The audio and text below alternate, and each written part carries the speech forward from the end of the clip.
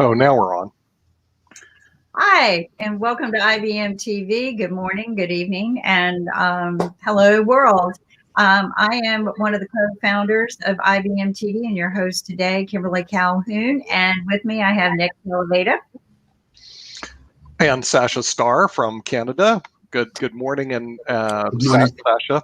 And before we get started, we're going to have some celebrities on today at Celebrity Tuesday. I want to get us updated with the Washington report. So we'll see what's happening on the Tower of Power. From IBM TV, International Broadcast Media, this is your report from Washington.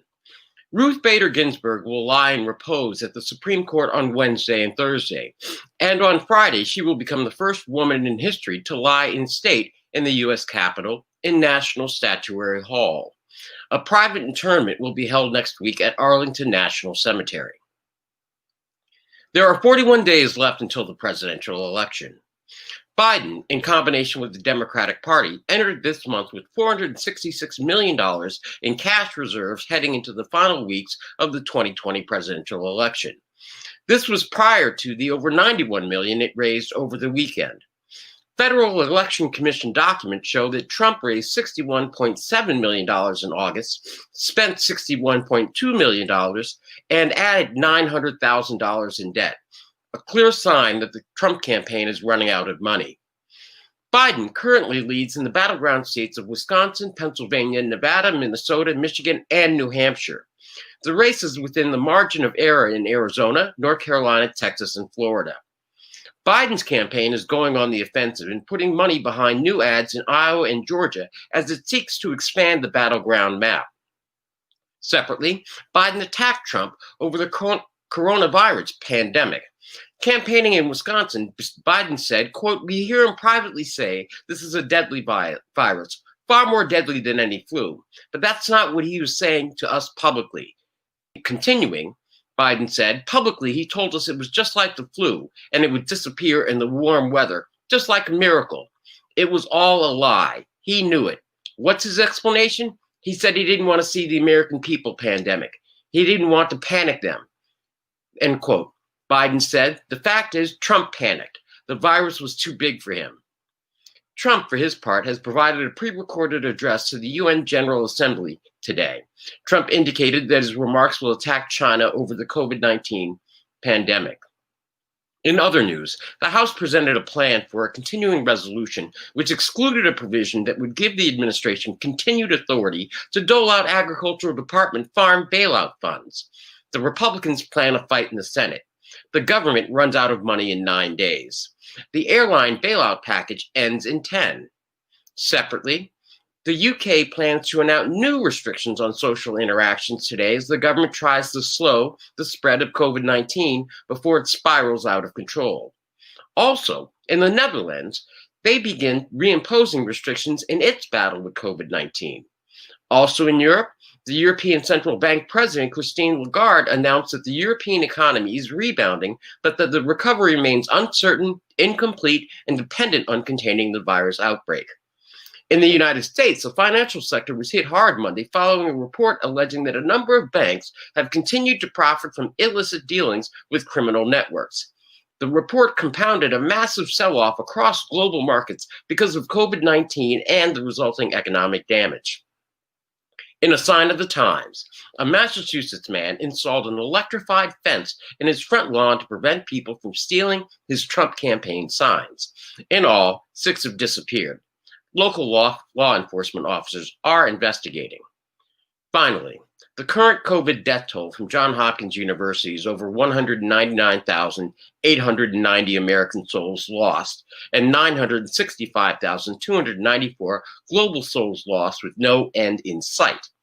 That is your report for this day, September 22nd, 2020, from IBM TV, International Broadcast Media, smart television for a smarter global community, from dictatorships to democracies around the world. Good morning, good afternoon, and good night. I'm Bill Trezevant. It's always good to listen to Bill and all the exciting things that are happening in Washington, D.C. What could we do without all this drama? just don't know. I mean, we would never be anywhere without the drama. But we do have some special guests coming in today.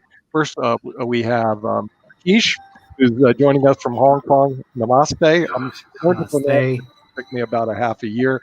And then we have a very special guest, a producer of movies in Africa that I've been working hard to get on IBM TV. And finally, he's here. And there he is, Christian. Come on up. You got to beam up. Here we are. It's internet issues. There he is. Finally, Christian.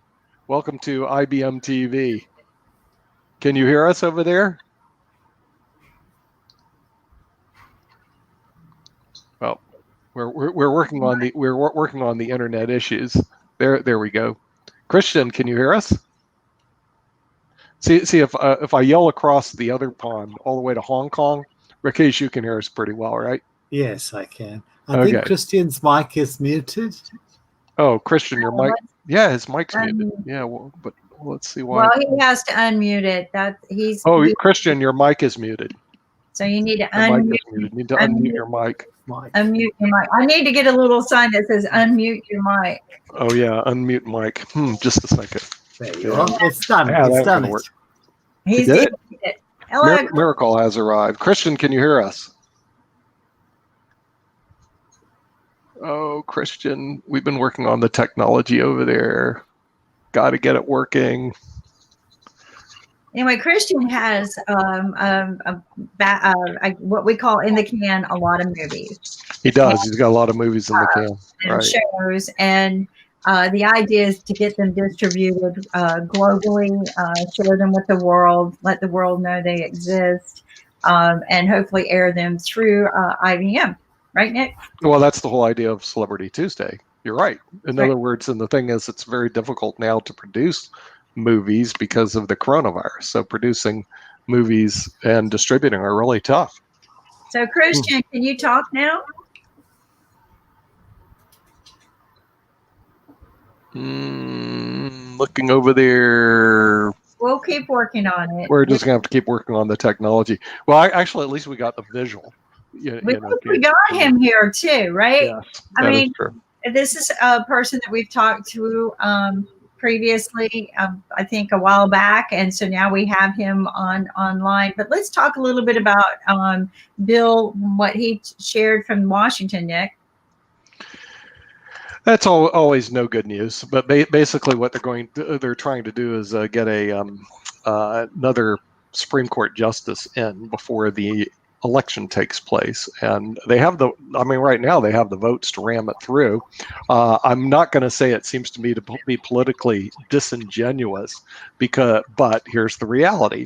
When Obama was trying to get Merrick Gardner through, they said, oh, you shouldn't do it. This is the Republican Mitch McConnell. Oh, you can't do it during election year. It's not right. You shouldn't do this stuff, blah, blah, blah, blah, blah.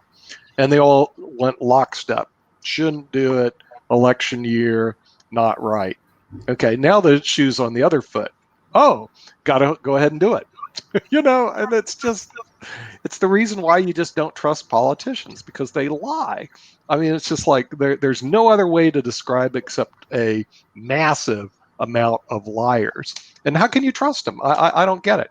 The thing is, I'd throw the whole batch out the door, but that's me. I mean, how they make it this far and how they're able. Look, here's the right thing to do. There's the difference between the right thing to what they're going to do. The right thing to do is say, look, our position back in 2016 was if it's during election year, we're going to wait till after the election, let the winner choose the justice, because that was our position we took back in 2016. We're going to honor our integrity and honor our word. That's the right thing to do. Are any of them going to do it? No. Not one. Okay. So now, as the American public, how can you trust any of them? And I'm talking about the senators that sit on one particular party in the United States. You cannot. And the thing is, they just don't get called on it. I mean, to me, it's blatant. But not all, because a couple of them, the senator from Maine and the senator from Alaska, both said, no, we're not going to do this. So you got two of them that have integrity, and you have a bunch of them that don't. And this is what we got running Washington, D.C. No wonder why people are upset with what goes on in Washington. You know, it is that they have no backbone, no spine, no integrity, and it's just like, it's bloody awful. But you know, what can I tell you? We'll see what it plays out. But to me, it's a clear we're a bunch of liars, and I just don't have much time. Well, Sasha, you may see a little differently on this one. Sasha, I mean, I guess I have my axe to grind when I get lied to. I just really don't like it. What do you guys are saying in Canada about this whole thing? The situation has been followed, and there are a lot of commentaries and so on. Basically, there are two types of commentaries. One is about practicality of getting away with whatever is legally possible to do. So obviously, legally, since one party, as you said, controlled the Senate both in 2016 and now in 2020, obviously it makes ruling which are in the interest of that particular ruling party, full stop, period. And I guess it's not politics of fairness, it's politics of possible. Whatever is possible, whatever is legal, even if it's not so nice, even if it's not logical in any case, yes, that's what we are going to do. So the other point of view is it's upon American people. If they see this situation clear and would like to avoid it in the future, then there is election. And that election is a way to repair all wrongs that's been done and return to normalcy. If American people are able and willing to do that, great. If not, then it's not so great, but it's the same thing will go on for another at least 4 years, I guess. Yeah, and the thing is, to me, it would be more honest just to say, look, we don't want to have a nominee by a Democrat, and we control the Senate. That would be the truth, okay? And the truth would be, we control the Senate, and we want a Republican. That would be the truth. In other words, some of the conservative views. But it's obvious. They don't have to repeat what's obvious. Let's say if it's a sunny, does it have to say every 5 minutes, it's a sunny day, it's a sunny day, it's a sunny day. But it's so obvious, you don't repeat that every 5 seconds or so. Right. It's just, the thing is, I would just like someone to be straight up in DC for a change. Yes, Rakesh. Yeah, my just thoughts are it's a kind of a diffident leader who seeks to stuff the Supreme Court. A leader who's confident would not seek to do that. But as you said, on both sides of the fence, you don't have sterling characters like Lincoln and etc. anymore. Yeah, right. I mean, the thing is, like, apparently it's very difficult to take a position against your own interest just to maintain your own integrity. In other words, you just can't do that for some reason. In other words, saying, look, this is not going to help me, but I'm going to rule in your favor in spite of the fact I disagree. That's a very difficult thing for people to do. And it's obvious. Mitch McConnell, who was adamant in 2016 that you should wait and let the nominee choose, has made a complete reversal because it doesn't fit his best interest. And maybe the thing is, he should just come out and blatantly say that, look, it just didn't fit my best interest, to have that. My interest is to back a conservative judge. But we just don't get that form of honesty. It just doesn't exist in Washington, D.C., except a couple of senators. I was kind of impressed with two of the Republican senators, the one from Maine and the one from Alaska. These two ladies actually had personal integrity. Now, with Trump, it's not his problem to make the appointment, et cetera, because he wasn't around. He wasn't a senator back then. So I see no problem with him trying to ram through a justice, because he never took a position back then, at least to my knowledge, he did not. And if he did, he had no power anyway back then to take a position. So for him to push something through, I have no problem with. For the senators that sat there and stopped Garland from becoming a justice based on a pretext that the next president should elect it, I have a problem with all the people who did that. A serious problem, and I would just them all. But that's me, and maybe it's because it's me. It has nothing to do with I know one country that will be delighted with if they go ahead with this plan of putting stuffing the Supreme Court with conservative judges. That is the United States' biggest competitor, because conservative judges will make sure they will hamstring the economy. Yeah, and you know, the very, very interesting thing, Rakesh, there is no law that says that they have to wait till the next president gets elected. So what they're doing, if they nominate and pass the justice, it's completely legal. Nothing wrong, because there is no law that says they can't do what they're doing. But conversely, this is very interesting. There is no law that says we're limited to 9 Supreme Court justices. Okay, so in the unlikely event that the Democrats control the presidency and the House, they could actually pass a law, and Franklin Delano Roosevelt actually tried to do this, and he got rebuked, believe it or not. They could actually pass a law and expand the amount of justices and appoint their bloody own, which would be what they call a power play. Could they do it? Yes. Will they do it? I don't know. But first of all, they'd have to control the Senate, the House, and the presidency, and then they'd have to have the political will to go ram and say, hey, fine, you have a majority court. We're going to expand the court to 18 and appoint our own justices. I want to point out something. They could do that, Sasha. I mean, it's perfectly legal. If they control, they could actually do that. And then what happens, you have what they call a Pyrrhic victory. You actually did get your justice on, whoever it might be, who's a conservative, it doesn't matter. But guess what? You don't control the Supreme Court anymore. You know why there were no laws about replacement of the justices? Because in old days, they didn't die so often as now. They didn't die so often. Well, it could be, but the thing is, I think a lot of it deals with the polarization that exists in the United States that didn't exist years ago. Yeah, you had your Democrats and your Republicans, but it wasn't this hotly contested issues that we're seeing today. So that has changed a lot. And we're thinking about IBM TV always doing, we have one political show, American Politics, but it tends to be very sterile. Yesterday we were talking about, I think, climate change was a big one, and it's a pretty hot topic. We could actually do a show on climate change, because the thing is, it's a hot topic. I was actually shocked, to be honest with you. It's a hot topic here, because if you look at the IPCC reports, 97% of scientists say, look, it's anthropomorphic, which means that humans create climate change. And that's 97%. There are 3% of the scientists that say, no, it's a random event.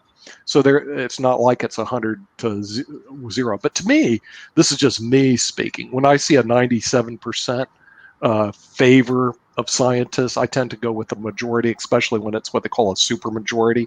However, in this country, there are a bunch of people that have ODD, oppositional defiance disorder. Okay, it's actually well documented. It is on DSM-3. And it's also in DSM-4. All the psychologists read Diagnostic Statistical Manual. Disorder. It's called oppositional defiance disorder. Oppositional. Okay, Rakesh knows about East Scientific. Okay, oppositional defiance disorder. Okay, what it is that people, for whatever reason, decide to take another side because they like to be oppositional. It's really a disorder, and we have a lot of people in the United States, unfortunately, who suffer from misdiagnosed ODD.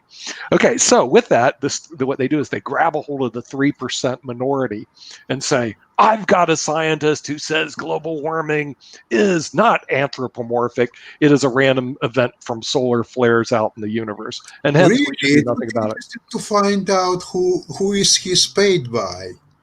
Oh, yeah, right. Well, the thing is, they go, well, wait a minute, who's he paid by?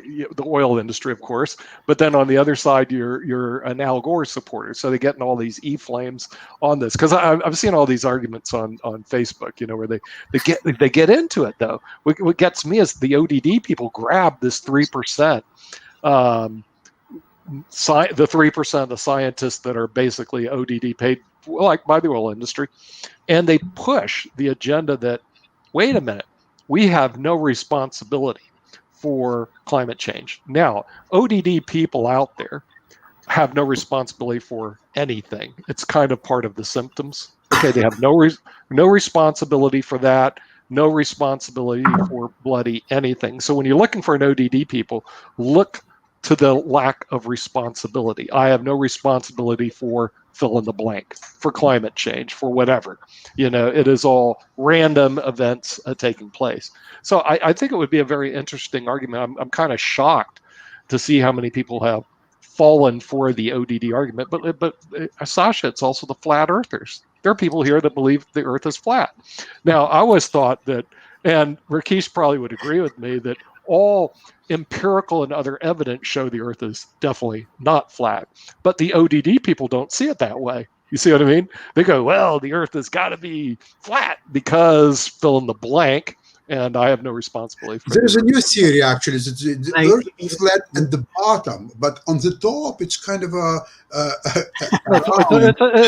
They've done, it's really an oval shape. At least that's according to this. It's hard. Hey, Rakesh, it must be hard being in math and science. They have to deal with the rest of the world. My question is, why are they not in an asylum?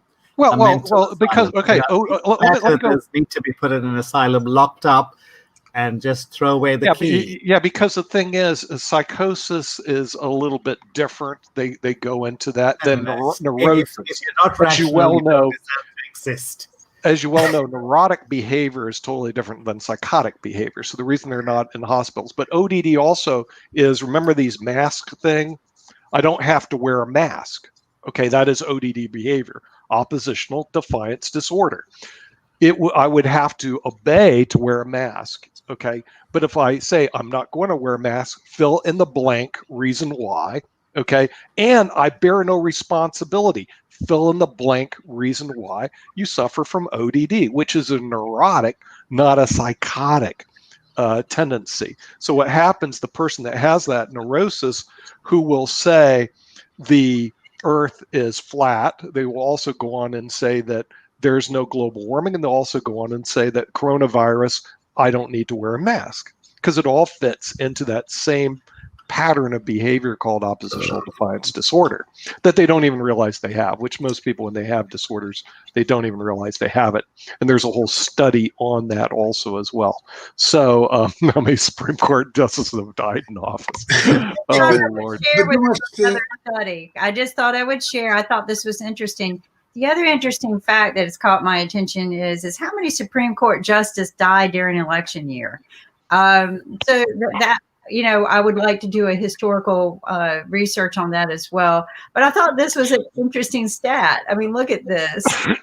Yeah. That's interesting. 44% and 47% retired. It's kind of a breaks even. Now, I mean, the good news and the bad news on justices. The good news is that the lawyers, once they go to the appellate courts, are pretty well trained in the law. The bad news is that it is an opinion. Okay, in other words, you have the right to interpret the law. And as one law professor of mine told me, you can write any law you want, let me interpret it, and I'll be in control. You see what I mean? And the thing is, there's a lot of truth to that. If you get to interpret the law, then you're really in control of the country. So when we look at our Supreme Court justices, they actually exert a lot of power and control over what happens here in the United States, because they're the ultimate arbitrator of the law, but they also try to make their decisions, at least most of them, as objective as possible. Unfortunately, there's a lot of bias that are built in. Now, that can all be changed if Congress acts.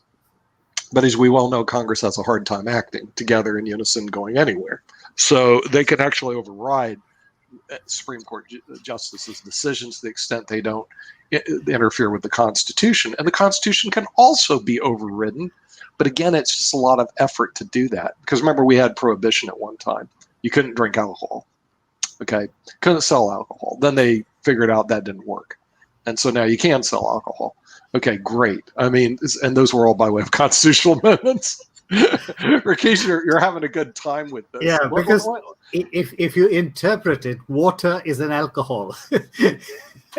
It has an OH Good, ion in good it, point. which Yeah, is an alcohol. It's Yeah. hydrogen alcohol, so Yeah. you can't drink water.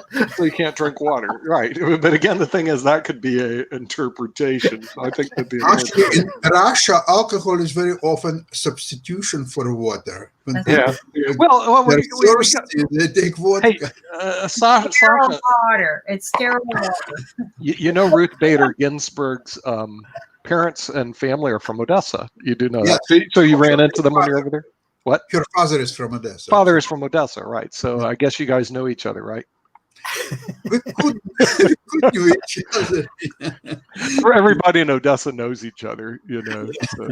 Well, I mean, one problem I also have with the Russian-American relationships, they're strained for really no reason. When we all know the secrets to working with Russia, you show up to their place with a bottle of vodka, a chessboard, and then you say, tonight we're going out to the ballet. And then they love you. Okay, so all you have to do is you have to show up with the right tools, and then you can get along with the Russians. You need the vodka bottle, the chessboard, and the Right. tickets to the ballet, and you can get along with them. But it's really sad to see. I mean, I really don't like the relationship strains with Russia because it doesn't give me. I like to go out and visit Russia. I like to go see the cities, you know, Sasha, and hang out in St. Petersburg. I thought it's pretty cool. Go to Moscow. You could still go and obtain visa and still go for a visit there. Yeah, but I was down in the jails there in St. Petersburg, and they didn't seem too friendly. Okay, but I was actually reporting a crime. They didn't take me in, but they had to take me down to their jails, and they're way down there in these gulags, baby. And I go, I was thinking when I was down there talking to the police, and they were speaking Russian. It was real hard to communicate with them. I knew, and they knew very little English, and I knew very little It was Russian. hard for you, not for them. Oh yeah, right. Well, the hard thing for me is, hey, Sasha, if they decide, American, we're going to let you stay here for a while. Bang! I was going. No one will know I I'm want to tell you here. a very interesting story. They have a so-called registration. Okay, what that means? Yeah. It means, let's say you're checking in the hotel, or let's say you rented a flat, say, for a week or two. Sure. Okay, and you negotiated price, you paid the price, but that's not enough. Not good enough. You have to register with the local police authorities where you're going to live in that region or that office, and only then you're legalized 100%. But Really? without that, you're not breaking actually the law, but you're right. The way they interpret the law, you're actually breaking the law. So you're breaking the law without breaking the law. Okay, that's kind of you see. I remember Russians as a nation, they never had a law until probably Peter the Great started in early 18th century. So why Russians never had the laws? Because Russia was always ruled by tsars, and the tsars, they had no need a law because whatever they say or did is the law. So in a way, any law would restrict Tsar in doing whatever he wants to do. Therefore, there were never laws for thousands of years. Now, some laws started to appear in times of Peter the Great. It's beginning of 18th century. But even those laws were they were written, but you didn't have to obey. And even if you broke the law, you could pay right on the spot to policemen or whoever arrested you, and you're free to go. So it was very informal laws. Even there were laws, they were not obeyed. They were very and nobody wanted to enforce it. It's not like, for example, look at what's happened in Canada these days as we speak. Prime Minister of Ontario says it's not time to educate people. It's time to punish people. So any gatherings of 10 people, more than 10 people inside and 25 people outside, immediately, and now there are a few parties that they're investigating who was the one person, the initiator of the party, because he would be fined $10,000 and all attendance only $750. So feels the difference. So they're now going and they're interrogating separately each attendant of the party, how he found about the party, who invited him, and so on. So they will, of course, they will find whoever was the leader, and here goes $10,000. And although Canadian, so it's not so painful, and but for some people it is. Yeah, I must admit, and that's very well. So in Russia, to imagine such a thing like what's happening now in Canada, it's unthinkable. It's impossible. It just doesn't work that way. So. Now, speaking about Russia foreign policy, for centuries it was always against England and or Great Britain, and it was considered the greatest and the biggest and forever enemy, except Second World War.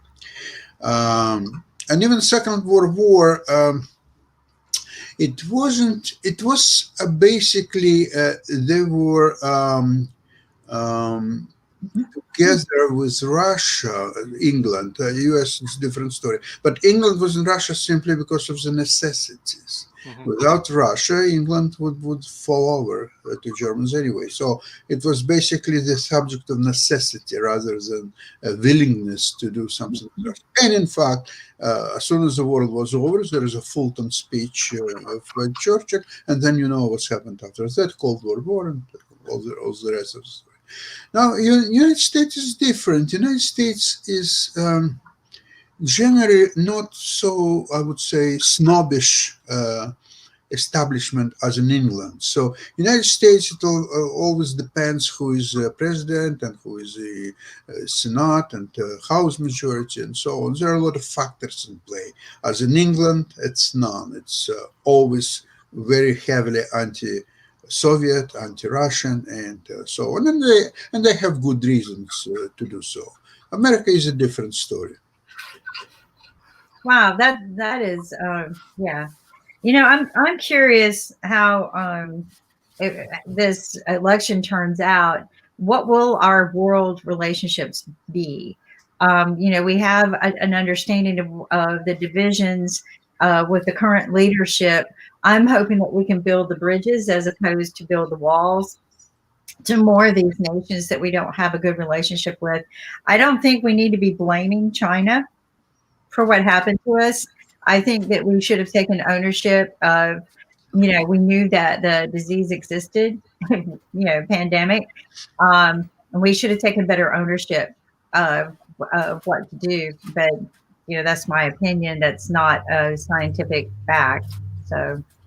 Well, Bill's guest on Sunday, he was quite eloquent about the absence of U.S. international relationships, and it's getting to the point that America is getting very isolated. Its opinion is not really taken for what it is even by supposedly friendly Western powers, simply because they know that next day Trump may get up in the morning and say, no, everything what you said yesterday doesn't mean anything. I mean, now let's make America great again. That's what we're going to do, and so on. We're out of climate deal. We're out of Iranian deal. We're out of this and so on. Okay.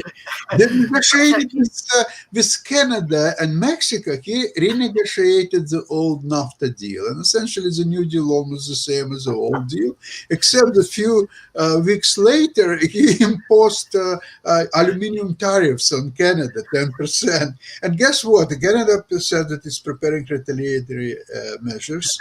And 2 hours before Canada, the Canadian Prime Minister was supposed to have a speech on the retaliatory measures, they canceled the tariffs. How can you deal with a stupidity like this? It's nothing but stupidity. So, okay, here comes America. Oh, it's a stupid country. Okay, we'll deal with a stupid country. Okay, that's fine. But they're stupid. You have to know that. Trump is a czar. He's a czar, and Well, he can do anything. he Right. wants. Well, you know what? I got a better one. I think, in Trump's defense, he was so used to doing everything on TV where they did post edits that if he did something wrong, they could just edit it out and start over and film over. And it was not filmed live, although they go, oh, it's filmed live, reality TV. Reality TV was all post edited. And I think he just got so used to going in and he'd make so many mistakes and they'd fix it up. And being a president is not reality TV. It's not where they can go back and erase your mistakes and you can refilm. And I think he just got used to that. I really do. It's easy to get used to. Yeah, there's actually a book called How to Win Friends and Influence People. And Are you recommending that book for me? I wanted the administration to read that, and they said they never heard of that book. So I was going like, okay, but it's really a good book. Okay, it's called How to Win Friends, Influence People. It's just a whole different cat. Dale Carnegie. Yeah. Yeah, right, by Dale Carnegie, right? Yeah, and so the thing is, he made his whole living off that. Remember Trump's book, Art of the Deal? I actually have that book. Yeah, Art his of the Deal. co-author said that in an interview, he was answering one question about the book, and he says, Sure. by the way, it's not such a bad book. The problem is that Trump never read it. Right. Yeah.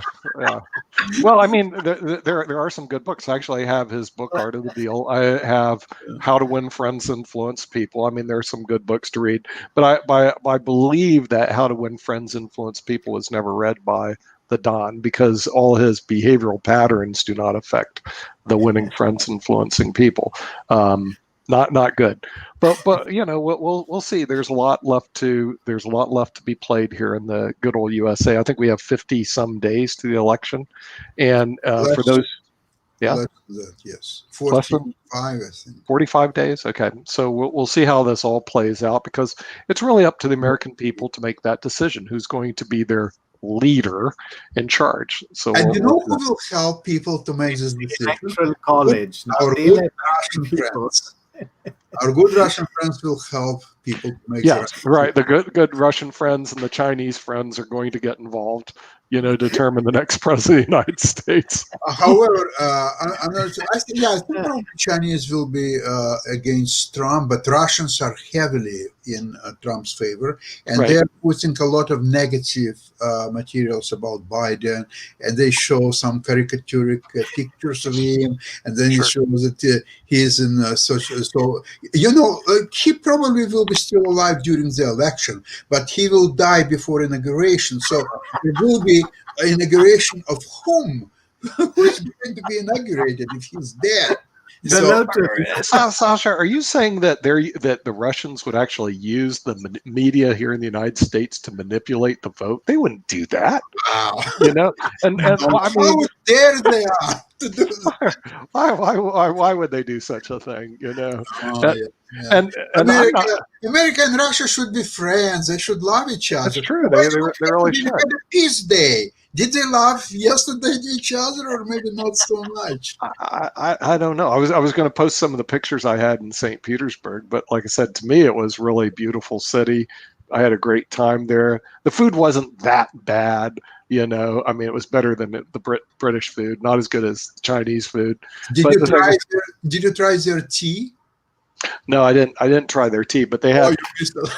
right. I was at the Petro Palace, and right next across the street there was a great dessert place right near the St. Peter's. It's across the Neva from Peter and Paul. So I mean, it was just a really great place. And then we went to the Petrohof, which is what I was trying to show as a picture of the Of course, Petrohof. just going back in history, you know that it was all built by Italians, I and know. then you should know probably that until 1917, Mhm. they spoke French there. Oh, really? Yeah, Russian was for commoners, but all the Right. royalty and all the so-called higher society Nobility. all spoke French only. Really? Yeah, there were a lot of people in high society who actually didn't know Russian. Really? Well, Catherine the Great apparently was from Germany, Yeah, and the thing is, they were very impressed with the French because they went to Versailles and said, "Oh, look at Versailles, that's pretty cool." So they tried to build. That's the reason they built their, big palaces there, is they wanted to emulate the Palace of Versailles, and that's the reason they also built the Peterhof, which I thought was pretty nice. I mean, it's pretty impressive what they did over there. So, in the fact they didn't like the czars. The czars certainly built some very impressive buildings in Russia, and the whole city is very, very impressive. So I just go, well, very, very nice city. And then the people there, at least the ones I met at the hotel, the restaurants, and all the places I went, they're really nice, Sasha. In other words, I didn't have any problems getting along with the Russian people. Absolutely, they're all specially selected people. All of them are on a payroll of FSB, and obviously, who's FSB? FSB, Federal Bureau of Investigation. It used to be KGB. They just renamed it. Oh, really? Okay, right, yeah. As more humane organizations than KGB used to be. So all of these people also, they love tips, and in order to get tips, you have to be nice to people. Right. So they are trained by FSB also to be nice to people, especially foreigners. Right, yeah, because the hospitality industry is pretty big there, and the amount of people that went through the Hermitage, they had cruise ships and people just flooding in and out. That place was just rocking. They're collecting money, but they really didn't charge, I thought, that much for what you got. They could charge more, and people would still go see the Hermitage because they have the second most amount of Rembrandts in the world. Yes. Is at the Hermitage, and it's a fantastic museum. A little difficult to get to flight-wise and stuff, but certainly a very romantic place to hang out there. So inside inside is pretty nice, and outside's okay. I mean, the whole place is pretty cool. And then the Nevsky Prospect, there's a lot of good shopping there. That you can shop at a lot of places there. So I saw it to be a very nice city with not real problem getting around there. And then we took the metro to go to the Harley Davidson because they have a Harley Davidson. Very deep subway system. Very deep. Yeah, very deep. Yeah, you go way down there into the subway. Yeah, it takes 10-15 minutes to get to the bottom. Yeah, to get way down there. But they do have a subway system. Realize there's a lot of cities in the United States they don't have a subway system or any form of mass transportation, but they actually have a very nice subway system that's very, very good and efficient. And then we went to go see the Harley Davidson. They have a Harley Davidson thing. Apparently it's pretty big over there. I don't get why you guys like Harley Davidsons, but they do. And they actually have a Harley Davidson motorcycle place in St. Petersburg. So I thought it was pretty cool place, and I'm not sure why the relationships are so strained. I'm hoping that will change, so it's just easier for me to get my visa, because the real problem I had was actually here in the United States getting the visa, because the people that were giving the visa were kind of a little problematic. Yeah, and then they closed down some of the embassies. So we couldn't. I was in Seattle. You get Seattle. They closed it down. I think you have to go to San Francisco to get the visa now. They made it difficult, and with coronavirus now, it becomes impossible, to go over there. So it's changed a lot, but not for the better.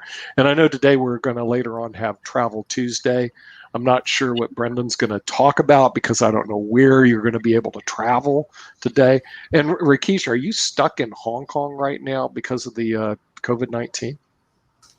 I'm having difficulty getting to New Zealand. My flights keep changing. Yeah. And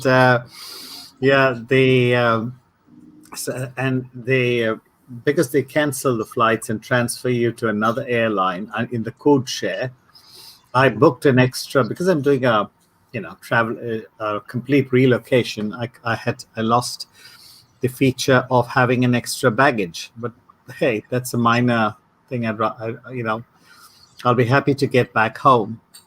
Yeah. Are you going to permanently go to New Zealand and Yes. leave Hong Kong then? Right. I will be. I will be leaving Hong Kong. I will eventually shuttle between Hong Kong and New Zealand till Flo, my wife, comes back home to New Zealand. Okay. She'll be here in Hong Kong for another year, and then we both will shift just to keep in touch. I'll be coming off and on. Right. But eventually, we both will shift. I think by the end of next year, we both will be settled in New Zealand. Where in New Zealand are you going? Auckland. Oh, Auckland, right? Yeah, my wife went to high school in Whangarei. Okay, if you know what Whangarei is, so Whangarei. We call it Whangarei. Yeah, Whangarei. Yeah, it's just north of Auckland. I've been there many times. Yeah. Okay, so we went to go visit there, and the school bus that she rode in the, I don't know, long time ago in like the 60s is still the same school bus. It's just like it hasn't changed. New Zealand likes to treasures and old stuff. Yeah. They do, and they do look after their stuff, so it's quite nice. Many of their museums are great fun to visit. Mm-hmm. They have the Ministry of Technology and Transport Museum in Auckland, which is great fun. You have Lancaster bombers and V2 bombs and things like that out there. It's fun. And they're creating quite a movie industry in the South Island. They have a new movie called beautiful.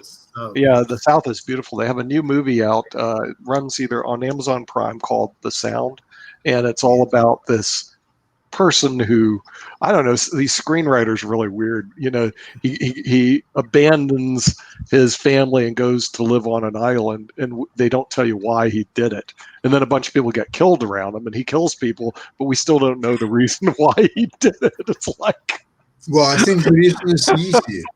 What? He kills people in order not to be killed by them.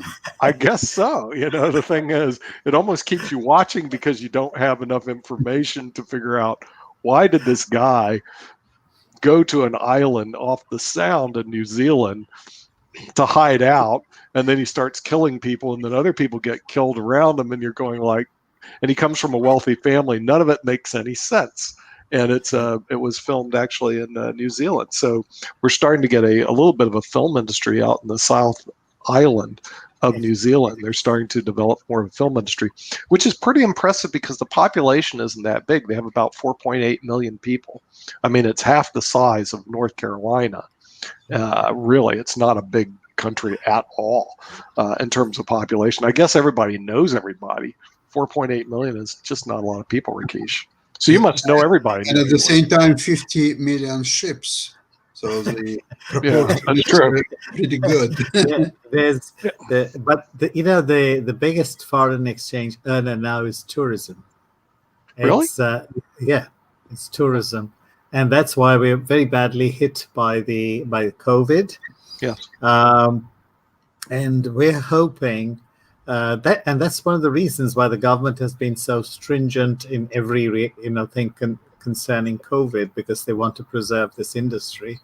And it is most people are quite patriotic in New Zealand. When I came first from India, where we are pretty irreverent about our country, I was surprised by the fervor that I found in New Zealand, and of course I endorse it.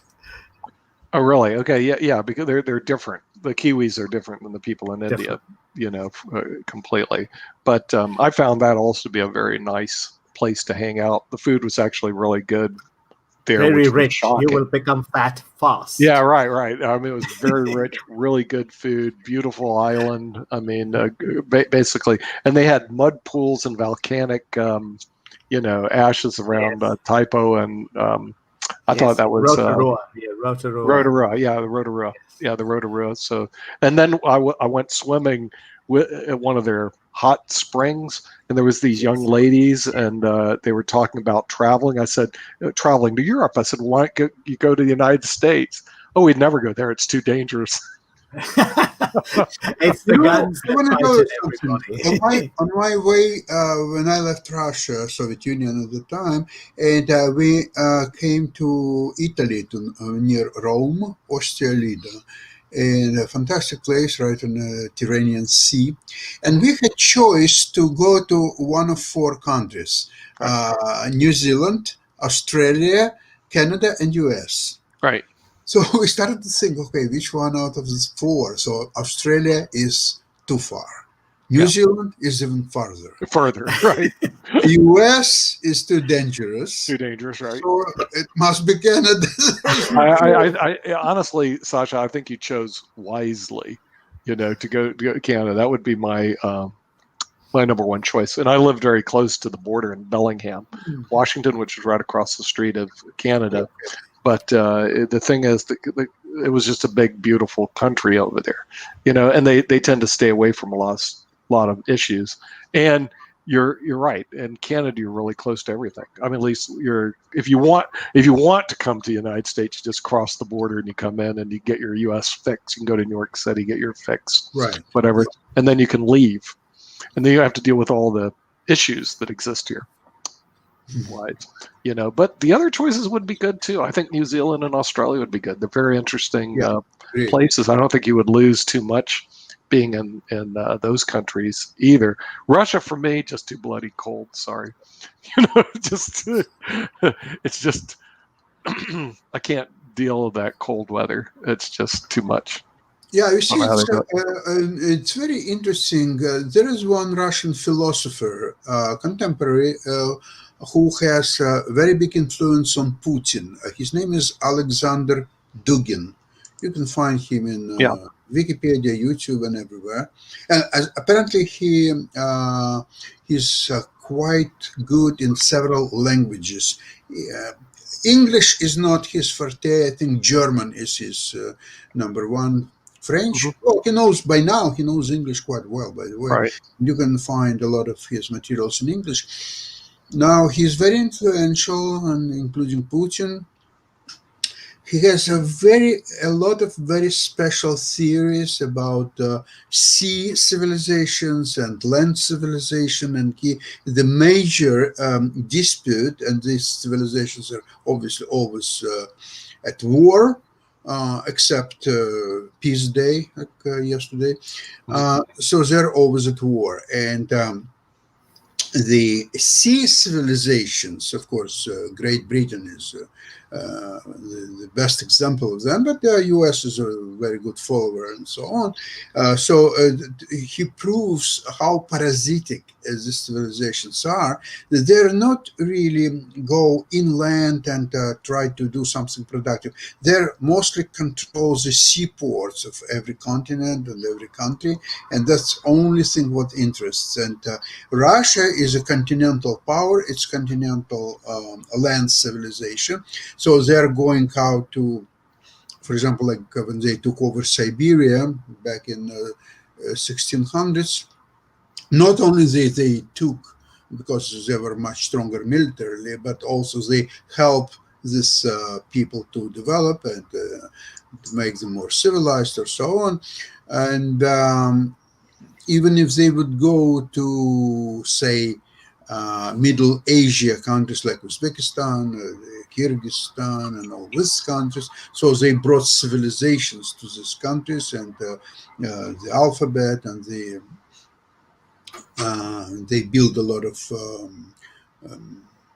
industry and other installations, and the cultural, of course, institutions, and so on.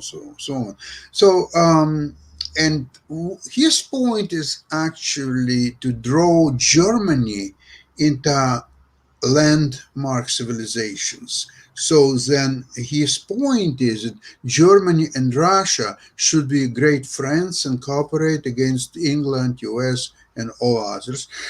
But how successful he is, only time will tell us. So Germany and Russia working together. Right. Yes, that's what's his point. Because Germany is a classical land civilization, and so on. I mean, I'm surprised that he's not mentioning that England forced Germany to be a land civilization, because they couldn't compete with English army, the sea power. right? Yeah. Yeah. They were forced a little bit, but Dugin doesn't mention that. But isn't the world going to break down? I mean, I see a lot of the boundaries in the governments breaking down, or they have to collaborate together because of two things. One, the internet, which creates a lot of problems for them because people are able to discuss things all over the world now today, which they couldn't do before.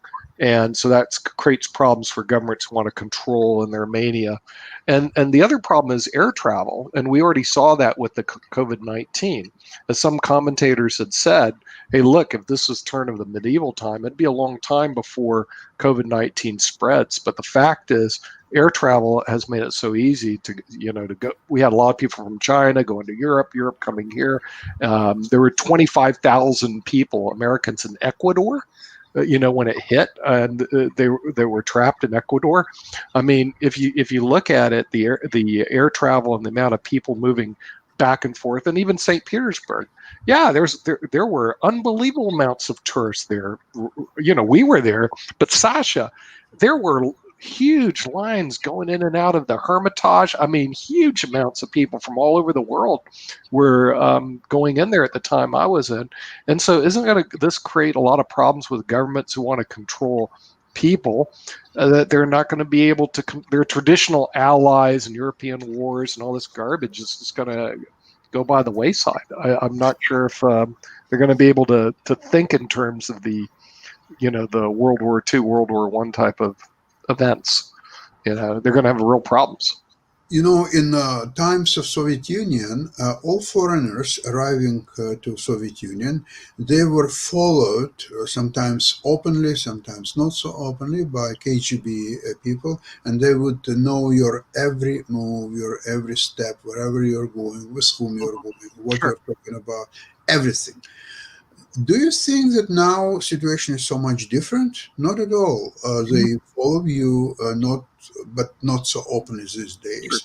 So they have all these waitresses and all this staff people in the hotels, and they have people in museums. All the people in museums, they're all trained FSB personnel as well, so on. So they do try to control to a degree what you're doing there or so on. Now, speaking about visas, there is one very easy way, especially if that you're interested in St. Petersburg, and that's what I'm considering to do once coronavirus issue will be out.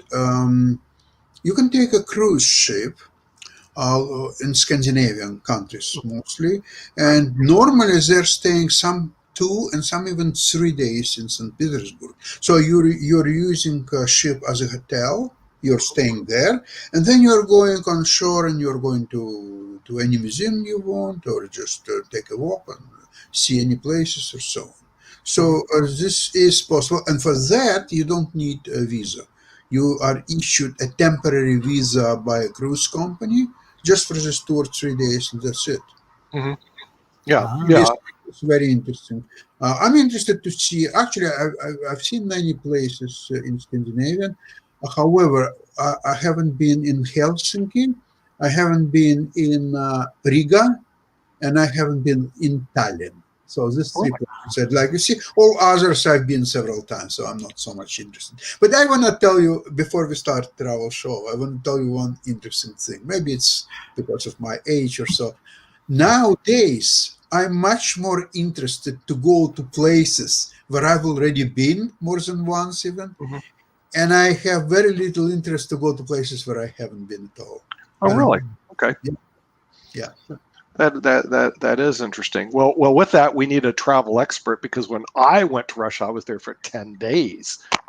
I like to overstay my welcome. I know the cruise ships give you 2 or 3 days, but I spent 2 or 3 days just at the Hermitage, but then I have to go out and see the whole city, eat all the food, have a good time, play golf, but there's no golf courses in St. Petersburg. I couldn't find any. Maybe there's some outside the city, but there was none inside the city. But with that, we have our travel expert. Brandon has arrived. It looks like his microphone is off. I mean, he's muted. How'd that happen? I didn't do it. Oh no, he's I'm here. I'm here. Okay. Yeah, we were actually talking about travel today before you showed up. because very difficult to travel today. I was complaining to Sasha about being able to go to Russia, which I went to several years ago, and there I had to get a visa. Went over there, had a great time. I really enjoyed St. Petersburg. But today, between the relationship with Russia and the United States, the lack of places to get visas, and COVID-19, I'm going like, you just throw up your hands and go, well, there goes the travel industry. It looks like it's dead. So maybe you can help us out, Brandon. How do we go see places, do things when COVID-19 is like beating us over the head? Well, I mean, you're definitely right. I think, international travel is tough. It's really tough right now. It's not going to get any easier for Americans, especially. We've been so not great at managing our situation with the pandemic that it'll probably be several years before our country start allowing us back in. I kind of joke on my channel that your American passport is now a good paperweight, and that's about it, because there's only 4 or 5, maybe 6 now countries that'll let you in as an American, and they'll let you in with extensive paperwork and testing, and that's it. So, and most of them are like the Bahamas. So we're going to be looking towards domestic travel a lot. I go to the Bahamas. Well, not many places right now. So we're seeing no future in travel. Oh my gosh, Nick. Yeah, I don't know. Right now, my trips to India have been postponed, so I don't know where else. You said there's only 6 countries I can go to now. I think last I checked, there were 6 countries that were letting Americans in that were doing so with heavy visa paperwork and testing. Usually, some countries were within 72 hours of travel. Some countries it was on arrival. Kind of depends, but not a lot of places are letting Americans in, and I think it's going to stay that way for quite a while. I think even if we were to have a vaccine tomorrow and were to magically mass vaccinate the entire American population, I think it would be another year or so before countries started feeling comfortable opening up and letting Americans in. So I think we're going to see a big turn towards domestic travel, and that's the whole show I have today prepared. It's all about domestic travel and the rebirth of the American road trip and the roadside attractions and motels. I think that's what us Americans are going to be looking at for a while. Right. It's good to feel not wanted. I really enjoy it. You went back to the 1950s, Nick. I feel like we need to get the big Airstream behind me, and let's go see America. See America. Sure. Well, Station wagon. I need a big station wagon like my parents had. And they threw us all in the back. Remember, no seatbelts were required back then. Remember those days? And yeah, I do. They put your hand there and stop you on there. Unfortunately, American, before they will stay in Indian palaces, they will have to get used to Comfort Inn and some other wonderful Motel 6, baby. Motel 6. Motel 6. You haven't experienced a Motel 6. You haven't had an American experience. A Motel 6 and a Cracker Barrel. Hey, when they get over here, man, you gotta. I forgot about the Cracker Barrels, but what about the big Bella Streams and the big tall, country? What's this guy? The guy with the big axe. Are you talking about the movie Misery? Is that where we're going with this? What? I'm not sure. The axe or the big guy with the big statue that they used to have with the big axe. The Big Boys. The Big Boy restaurants? Not Big Boy. I didn't think Big Boy had an axe. Violent Child, I guess. There was a name for it. Big guy statue. Okay, you're thinking about Fargo, which is a movie, and it's a different. Legendary woodsman, a lumberjack, the big lumberjack statue. There you go. I'm going to show you. A White Castle. Is anyone eating a White Castle? Ooh. Burgers, but I got to show you guys this because this really did exist. So here you go. Hey. Lumberjacks. So they would be all over, big statues all over the United States, and the idea was to go see them all when you were a kid. You drove your parents crazy. I remember this. This gave me nightmares for years. Another one is the big sombrero at the south of the border from Yeah, I North was there not Carolina. Has anyone heard of that? The big south of the border. sombrero. Of course, everybody goes through south of the border. Yeah. But Brandon's brought to us a video so we can kick back and. Is that the best of travel, or do you have it all? You have the video, right, Brandon? Yeah. I've got the whole thing. Got the whole thing? We get, yeah. Well. Nguyen and I found out a couple days ago I could use an encoder to broadcast. So you put me full screen and I'll just talk for an hour and we'll be sorted. Hey, good. Well, that means I get to have lunch. I like that idea. But I have a noon appointment somewhere else, so that's the problem. I gotta have gotcha. lunch, but hey, I can have lunch and watch IBM TV. Kind of like you that. Go. See, you can be a true audience member. Very good. That's what I'll do. I'll go to the audience. Brandon's really good. He's getting really good at directing, not just. But here's the south of the border, and North Carolina. We have a big sombrero from North Carolina to South Carolina. And there's nobody there right From now. North Carolina to South Carolina is where the south of the border is. Right. It's the difference in North Carolina. Yeah, forget it. Right. It's not in Mexico. That's where sweet tea becomes sweet tea. Real sweet. Yeah. But I always wondered, why do we have a big sombrero? But there it is. We've got a border mortar in. What a lot of people don't know is it's on the way to Myrtle Beach, and a lot of the young kids would go in and stop in there to get married because you could get married across the border. What a place. You have the reception right there on the top of the sombrero. I wish Nick was still around to hear this. Okay, just another legal aside that in South Carolina has the youngest marriage age in the country, age 14. With that, I will adjourn. In other words, you get married in South Carolina at age 14. Yeah, there you go. They have the Sombrero Room restaurant. I've been there. I can at least say I've been there. We used to drive by it, but let me tell you what's funny about this, and I wish I could show you pictures and videos of it. It's not the place.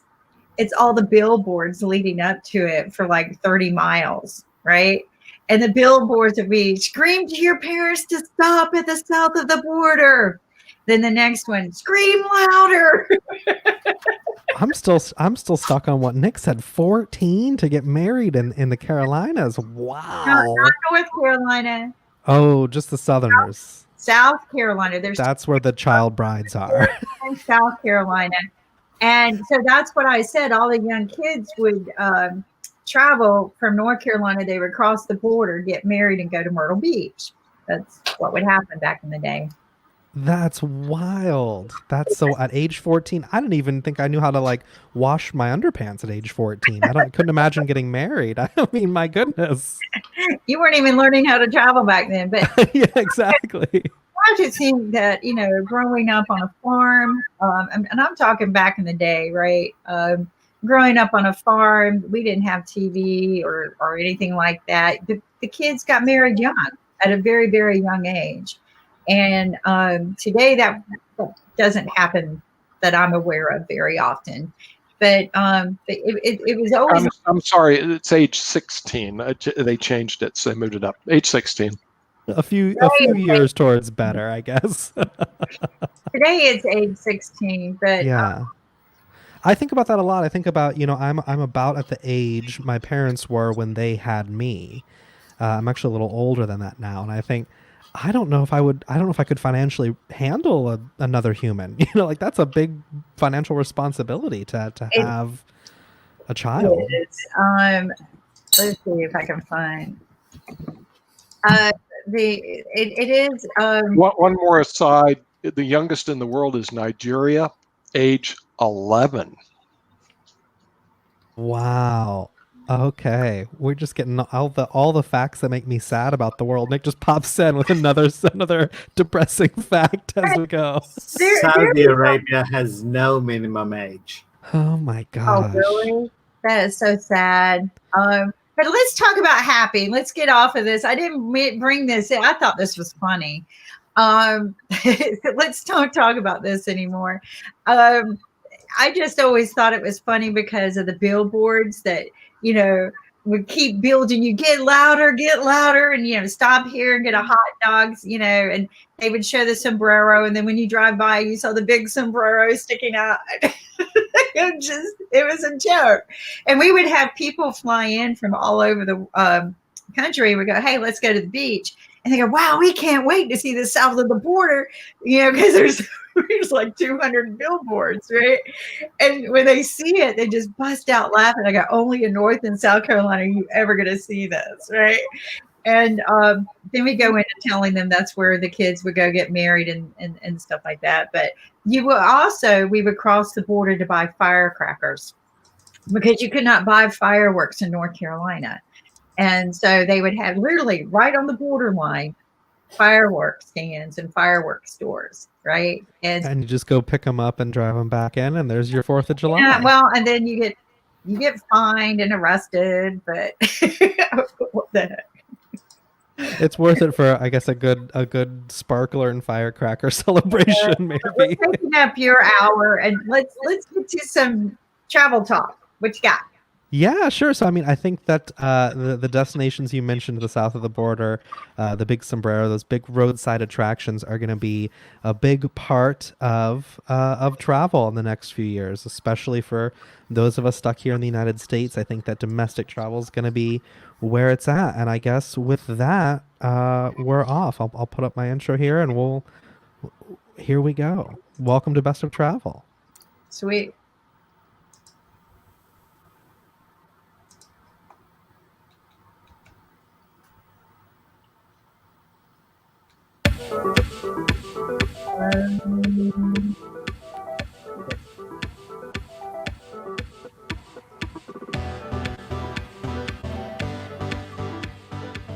My name's Brandon.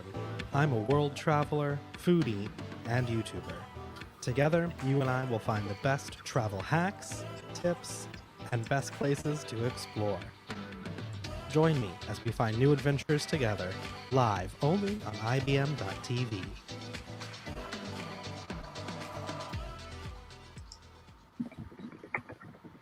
Well, hello everybody, and welcome to Best of Travel.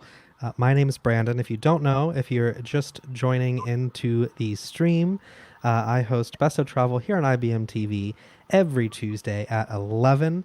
And we have a great time. We talk about travel. We escape a little bit from our worries. We escape from our cares from the pandemic. We try to, have a little bit of fun and dream a little bit of our days of travel. If you're just joining the stream, you can chat with me live on the air by going to the IBM TV Facebook page, where you can leave a comment. It'll pop up right down here, and we can chat live and get some of your travel questions answered as we go. Today, as we mentioned a little bit in the stream right before this show, we're talking about domestic travel. Domestic travel is going to be a huge part of our futures, a huge part of our tourism dollars, and especially in the United States. I trying not to get political, I think I can say with some level of scientific fact that we have not managed the coronavirus well within our borders. We have not responded very effectively, and other countries have realized. So a lot of countries aren't letting us in. And it's going to stay that way for a while. I think we're going to see an inability for Americans to travel abroad for a little while. And there we go. There's the rebirth of domestic travel. One of the great elements of domestic travel, of course, is the American road trip. That thing everybody's nostalgic for. That's the one. Everybody remembers, everybody loves their American road trip. That's that thing you think about in your childhood. And I think now we're going to see that really get popular again. I think we're going to find that that's the place where it all really just comes together for the people who want to travel. And I think there's a couple reasons for that. And I'll go over a couple of reasons why I think that's going to be such a big area of travel in the future, and answer a couple of common questions about the state of travel today. And hopefully by the end of the show, you feel like you're ready and prepared to start planning your road trip, your domestic travel destinations.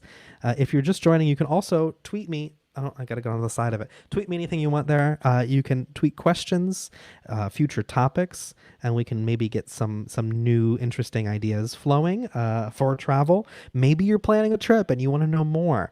That's the place to do it. That's the way to go. So you can tweet that, or you can join us live here on the stream every Tuesday on the IBM TV Facebook page. My name is Brandon, by the way, and I'm talking to you about travel because I travel a lot.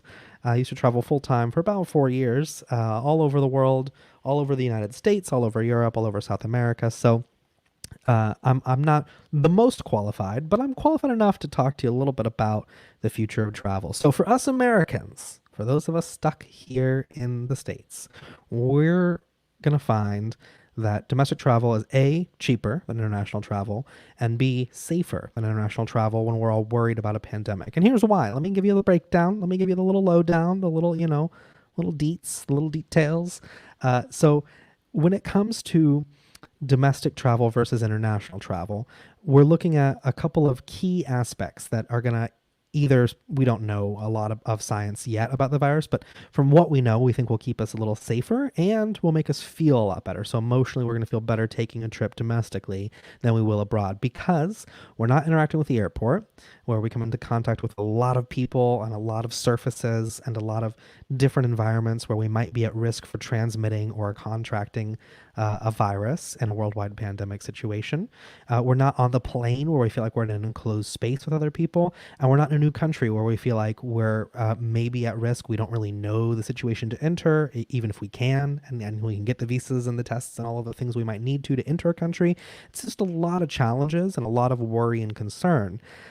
Don't have that on a road trip, because if you and your family living in the same house hop into the same car and go somewhere, you're staying together as a unit, so you're not breaking some quarantine rules in that way. You're going to be in outdoor areas and outdoor activities, so you'll have some fresh air blowing, which we now think is a good thing, to have lots of fresh air to help prevent the virus from spreading. But that's kind of, I think, part of the reason that we'll start to travel domestically more. I think another big part of the reason is it's cheaper. It is much cheaper to travel, take a road trip in your car for the weekend with your family than it is to fly overseas, all the way across the pond somewhere. It's way more effective and way cheaper to do. So I wanted to kind of talk a little bit about that today in the rebirth of the American road trip and give you a few suggestions if you're looking for a good road trip, a few ideas of where maybe you could find, a great road trip. So first of all, let's talk about what was the road trip. Like a little bit of history, just a little tidbit. We're not the History Channel. We're not the World War II in color channel or whatever the History Channel is now.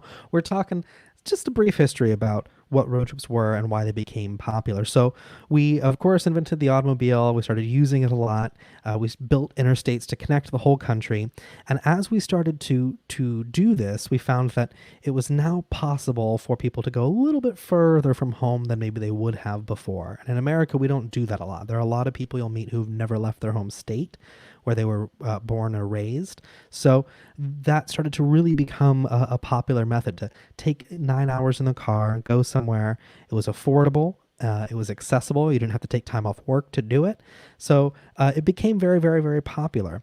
And it became so popular that we now kind of like nostalgically look back and I think idolize that time in our history.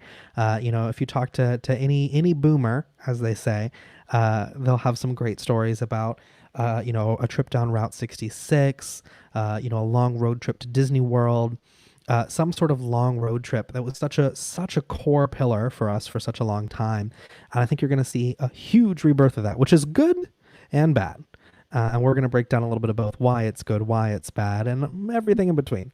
So as we start traveling again, for all those reasons I just mentioned there in the first few minutes, the expense, the lower risk of contracting coronavirus, the emotional feeling of feeling a little safer, we're going to see that domestic travel spike up a lot. Now, here's the question. What do you do? What should you do? Can you take a trip? What kind of trip should you take? Where should you go? These are all the $1 million questions, right? So lucky for you, on my website, thebrandonscott.com, just this morning, I published an article with 5 awesome cross-country road trips that you can take.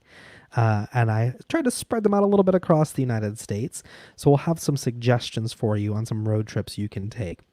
Now, I want to preface this by saying, as I've ended every stream with, and as I end, I think, every video with on my YouTube channel, by saying now is not the time to travel. If you're sitting at home now, if you're just dying for an escape, use these videos, use these streams to be your escape. Don't go now. Don't take that trip. It's not worth it. It's not worth putting yourself at risk or putting your family at risk. I want to travel again soon, so stay home, wear your mask, and be socially distant until I start traveling again. And then I'll say it's okay. But I'm not the expert. So, of course, when you're ready to take that trip, you're still going to be concerned. Everybody's going to be concerned. This pandemic isn't something that's going to go by lightly. So we're going to want to take a trip that we're doing activities that we feel safe and comfortable doing. And what that means is a rebirth of all the things that used to go along with road trips. Isn't that exciting? Everybody loved their old road trips, right? Those old road trip stories. Those are the items, the activities like camping, hiking, water sports, outdoor activities, where you're away from people, where maybe it's just your small group. Maybe you and your family get paddle boards. Maybe you guys go on a hike. Maybe you drive through Yosemite. Maybe you go see Niagara Falls, and because you can be outdoors and away from people doing those activities. Those are the activities where people are going to feel safest spending their time and their money. So with that being said, we're going to close our eyes and take a moment and a deep breath and envision our road trip. So here we go. No matter where we are in the country, we're going to find that we're all ready to get out. We're all ready to go. There are some classic road trips you can take, which are going to give you a lot of things to see, a lot of things to do, a lot of cute little towns to stop at and visit, and a lot of great attractions along the way. And there's some great resources you can use. The first resource would be Atlas Obscura. If you've never heard of Atlas Obscura, they're just an encyclopedia, basically, of weird, obscure attractions. And they have listings for places around the world. So even if you're not American and you're maybe going to take that road trip, there are international listings, but they're great for listing those kind of quirky, fun, touristy, but not too touristy attractions. If you're going somewhere, they're not going to take you to Stonehenge. They're going to take you to Carhenge. They're going to take you to a place that is a little less famous, but just as interesting and just as fun. So that's a great resource to have during this potential future road trip time. Because remember, we're not traveling now, but we will again soon. So another great resource to have is a website called, funny enough, imagine that, Road Trippers. I won't show you these websites because I don't want to bore you too much, but I do have links to all these on my blog. So if you do want to go to, where's the thing, thebrandonscott.com over there, you can find links to all these. But this website will help you plan your trip. It'll tell you estimated how much gas you'll use, how much money you'll need to set aside for gas. It'll give you some attractions along the way. There's lots of these great tools to help you plan your road trip and give you the best road trip you can have. Now, when we talk about road trips, let's talk about some classics. Let's talk about some classic road trips. Everybody loves Route 66. If you're, I think it's just as American as apple pie at this point. The idea of traveling across the country on Route 66, the classic American road trip story. Now, it's heavily romanticized.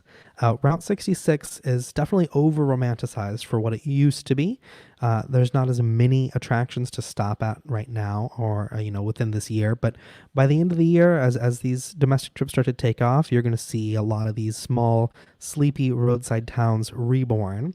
So you're going to see Route 66 really reborn. It's full of beautiful scenery, beautiful, cute towns, major cities. It's a great adventure the whole way through. You're going to get some of the best sunsets. You'll have sunsets across sweeping, long plains of fields. You'll have sunsets in major cities on great skylines. The trip really here, I think, is the vacation in and of itself.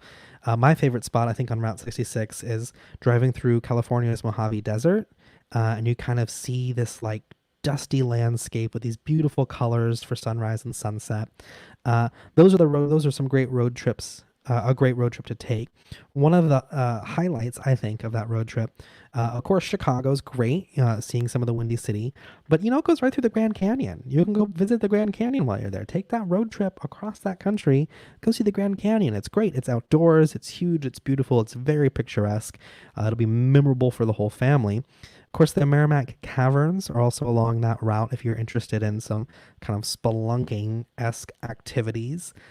It's highly recommended. You can't go wrong with something like Route 66. It's the classic American road trip for a reason. It's a great trip to take. It's a lot of fun. Now, you can break it up. That's the other kind of good thing, I think, about a road trip on something like Route 66, is that you don't have to do the whole thing and take 2 weeks and drive all the way across the country, because that's a lot. Who's got the time? Busy. We're busy people sitting at home avoiding crowds. Very busy. But you can break it up if you want to. You could start in Chicago and do a short, 2-day trip. You could start pretty much anywhere you want headed out west, because it runs the whole way. So you could fly to any city if you wanted to and rent a car and do this. But, whatever you want to do, whatever works best for you in the sense of planning this road trip. Route 66 is a great way to go. It's a classic, and it's going to stay a classic. And I think we're going to see it grow a lot again. If you've been down Route 66 recently, I think the last time for me was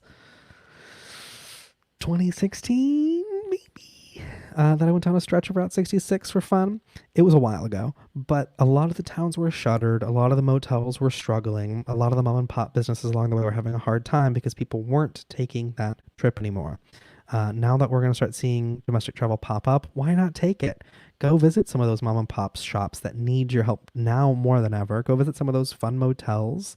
Go visit some of those quirky roadside attractions along Route 66. And you can use some of those tools that I mentioned there in my website, the road trippers. You can use these tools to help you find some fun activities along the way. Another great road trip that you can take that's just fabulous. One of my favorite road trips ever. I might say ever. Ooh, that's tough. Ever. In the United States to take. I'd have to specify in the United States, because there are lots of road trips that I've taken outside of the United States that are awesome. But in the US, for us domestic bound travelers, another great road trip to take is, of course, the Blue Ridge Parkway. Doesn't that sound so nice? It sounds like a voice announcer. The Blue Ridge Parkway.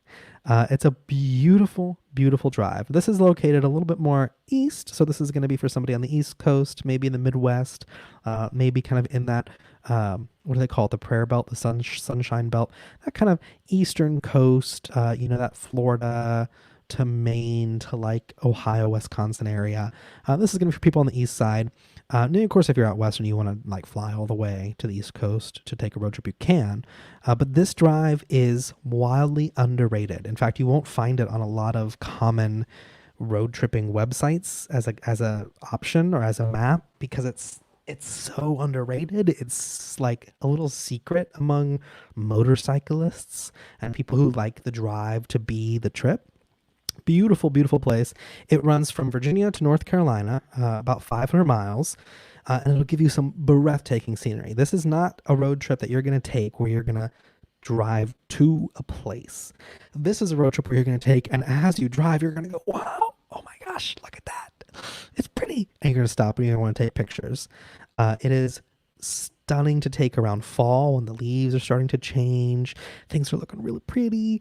Great around spring when things are starting to bloom. Beautiful, beautiful road trip to take. It's only about 500 miles, like I said. So this is something you're going to want to take your time to do. Knock it out in a couple days, maybe a long weekend.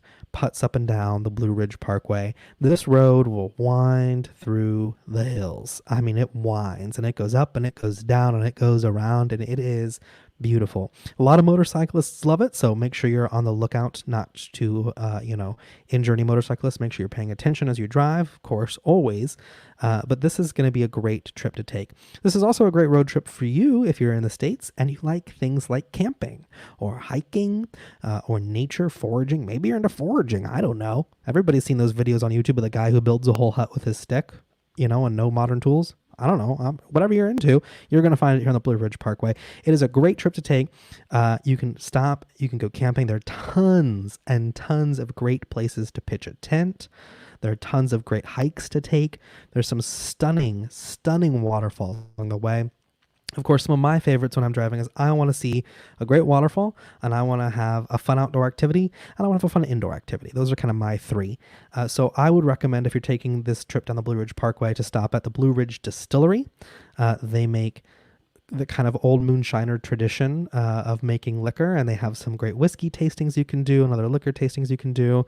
It's super fascinating because you can learn a lot about the history of the area, of the old moonshiners who used to drive up and down in their old Model Ts and try and get, booze to the clubs. I don't know what you called them in the Prohibition era. Clubs, bars, speakeasies, wherever they were buying alcohol when it was illegal.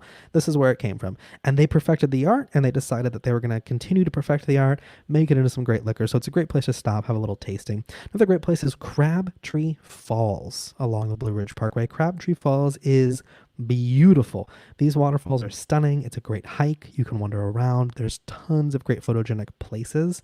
And actually, funny enough, little story, little tangent. I know I'm halfway through and I'm ready for the ad break, but I have a little tangent to go on. Crabtree Falls, last time I was there was 3 or 4 people there doing a photo shoot for a wedding in the water. And they were like, the bride was like walking in the water, like getting her gown wet, and I imagine ruined, but taking beautiful photos, because this is the place for photos. This is the place to take your beautiful nature Instagram friendly shot. You're going to have a beautiful time here any time of day. There's enough tree coverage that you're not going to have super harsh sunlight. I mean, it's just really a stunning place to stop. And my next favorite place, top 3 places to stop on the Blue Ridge Parkway would be Gross Orchard. Here's the question I have, and Nick's a lawyer, so maybe he can answer this for me after the show is over. But it's spelled gross with 2 S's and an apostrophe at the end. So it's Gross's Orchard, as in there's multiple so-and-so Grosses that own the orchard? Is it possessive? It's possessive, right? I don't know. But it's called Gross's apostrophe Orchard. Beautiful place. You can go for a stroll. You can pick some fresh fruit. You can have a great time. They usually have lots of fall activities and spring activities. We'll see how that kind of goes after the pandemic, whether or not they'll revive some of those. But it's open air and it's great. You can go and wander around and really take in some nature, and also maybe get some more great shots if you want of your family for your vacation album. That trip is totally worth it. The Blue Ridge Parkway is just simply stunning. It's one of the few times that I drive and I just want to drive slow and look, because it is really, really pretty to take. My favorite view in the Blue Ridge Mountains is from, I'm gonna butcher this, but I'm gonna try to say it, Lynn Cove Viaduct on Grandfather Mountain, which is in North Carolina. It's kind of at a turn on the Blue Ridge Parkway. You kind of come around this mountain and you can kind of see out. It's very, very, very, very pretty. Great trip to take. When we come back after the break, I have a couple more road trip recommendations for you. I have 3 more road trip recommendations that we're going to talk about. And we're going to talk a little bit about some other domestic travel options for those of you who aren't all about that road trip. But, it's where it's at. It's where it's going to be. I think that domestic travel is going to be so big in the future that it'll be a real effort for some of these airlines to get passengers to come back to take some international trips. So stick around after the break. If you're just joining, we're going to talk a little bit more about road trips. We're live here on IBM TV. My name is Brandon, and you're watching the best of travel.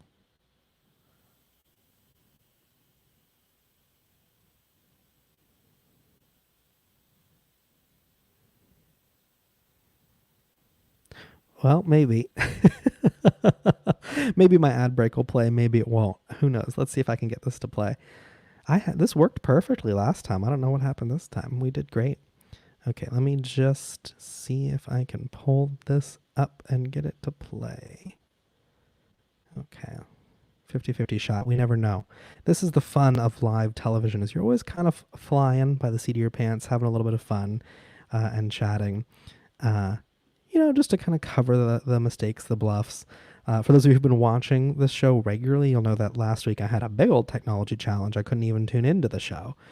So one of our lovely correspondents, Bill, was kind enough to cover for me. So hopefully we can see if maybe I can get this little ad break to play. I don't know, 50-50 shot. We'll find out. Here we go.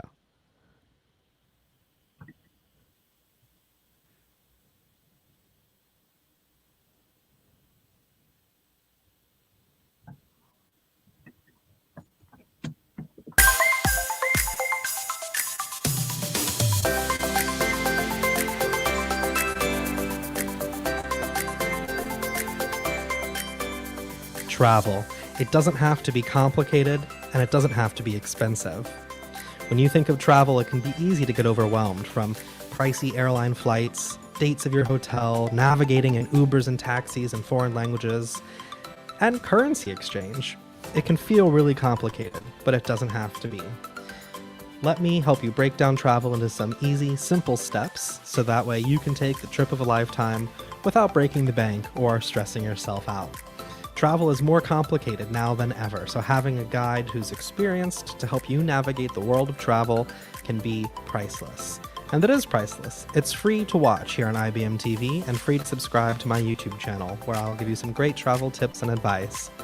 There's nothing quite like snapping that photo at sunset in Paris, trying great coffee in Colombia, or adventuring around Spain having a great sunny day.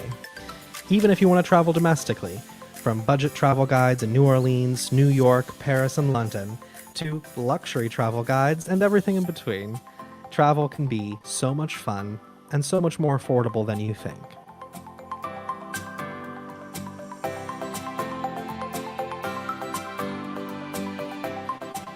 I hope you're having a great time watching me here live on IBM TV. I have a ton of fun making Travel Tuesdays Travel with Brandon, and I hope you're having a lot of fun watching. If you're enjoying what you're seeing, swing by my YouTube channel. You can find my YouTube channel full of great travel tips, some travel hacks, some food recommendations, city guides, budget travel tips, and so much more. Subscribing on YouTube is free to do, and it helps support me and continue making great travel content for you to see. You can also visit me online at thebrandonscott.com, where you can get even more travel advice, some great links, and some in-depth breakdowns of trips I've taken and trips you can plan. It's a great way to find a little bit of inspiration for your next adventure and some travel tips. I've got cities both domestic and international that you can check out. Find the best places to eat, the best things to see, the best things to do, and how to do it all affordably. Whether you want to stay at Airbnbs or 5-star luxury hotels, there are great ways you can do all of those things on a budget. Swing by my YouTube channel, give that big red subscribe button some love, and don't forget to visit thebrandonscott.com for even more travel tips. From great photos in Paris, to awesome food in Spain, to wild adventures in Colombia. If you want adventure and you want to see more, this is the place to do it. Now back to, I guess, live me on IBM TV. Enjoy Travel Tuesdays and Travel with Brandon.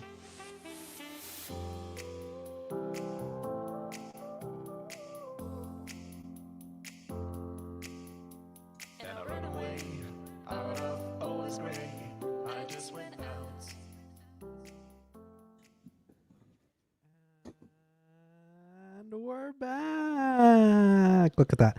I finally got it to play. It took a minute, but we got there. Welcome back to Best of Travel. My name's Brandon. If you're just joining the stream, welcome. Say hi in the chat. You can leave a comment on the IBM TV Facebook page. It'll pop up live right here at the bottom of the screen, and we can actually chat a little bit about your travel questions, your travel woes, your travel challenges, all of the things that you're curious about when it comes to travel, and all the things you need to know. I think that we need a little escape, and I think that that's the most important thing. I think to have a little bit of escape and to have a little bit of just time to breathe and not think about the state of the world, the pandemic, all of the things that keep happening and we are bombarded. So, we just have a little hour a week here where you and I can get away together. We can focus on some fun stuff. Mark's leaving a comment here on the stream. Hi, Mark. welcome. He has a question of any favorite Midwest road trip spots or any in the Southeast. Yes, actually, I do. So my next road trip recommendation, you might be familiar with this, Mark. This might be something that maybe you've taken this trip before. Or at least a portion of it. So the mighty Mississippi, great river, big river, beautiful river, strong river, as our president would say. Lots of adjectives. It's a great road trip area, even though it may not feel like, oh, it's out west and it's different and exotic. There are some great road trip options along the Mississippi. One of my favorite is called Great River Road. The Great River Road road trip? Great River Road trip? Maybe there's 2 roads in there. I don't know. This road trip is a blast. It runs from Minnesota to New Orleans. So I would say if you got a week, if you're ready to spend a week doing this, you can do it. But I would say start in Memphis and end in New Orleans. It follows an old Native American trail. It's a great place to see some Native American burial mounds, to get a sense of our history as a country. And this is, if you want the details to exactly where this road trip would be and how to start it and like where to go, you can visit my website, thebrandonscott.com. I've got a whole breakdown. My post today broke down all these road trips. But this road trip is fabulous. It's historic, and it's also really, really pretty. One of my favorite stops along this road trip is in Vicksburg, which is a Civil War site where there was I'm not a history buff. Ooh, I don't know. Am I a history buff? Not at all. I know I should learn from history that we learn nothing from history. But there are some great American kind of historic sites along this road trip. Vicksburg, I want to say, was the location of a siege or a big battle. It was a big Civil War site, and there's lots of history and monuments and museums there. Great place to pull off and stop and absorb a little bit of history. And then, of course, you have at the end of the road trip New Orleans. Who doesn't love New Orleans? It's a great town, whether you're looking for a party or whether you're looking for history, whether you're looking for mystic voodoo stuff or whether you're just looking for a place to relax. New Orleans is a great place to visit. So if you're taking this road trip, I would personally recommend that you spend a couple days in New Orleans and then drive back. I think that's the way to do it. I think then you can, on the drive back, maybe that's when you stop and take in a little bit of history. Maybe that's when you decide to stop and see some of the sights instead. Totally up to you how you want to navigate that, if you will. But I do think that it is. Oh, I got something happening over here.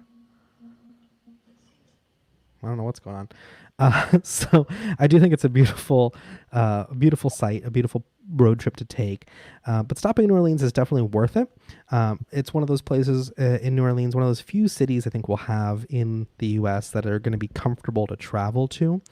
I think that we're going to find cities like New Orleans, which have a lot of open air activities where you're walking up and down streets and not going into places so much, are going to be really successful, are going to be really great places to visit after this pandemic. So New Orleans would be a great place to visit. And lucky for you, I have a whole video guide on how to have a budget weekend in New Orleans, how to enjoy New Orleans without breaking the bank, available on my YouTube channel. So if you haven't subscribed, let's be friends. Go subscribe, because if you think an hour a week is a lot of travel knowledge to drop, you haven't seen nothing yet.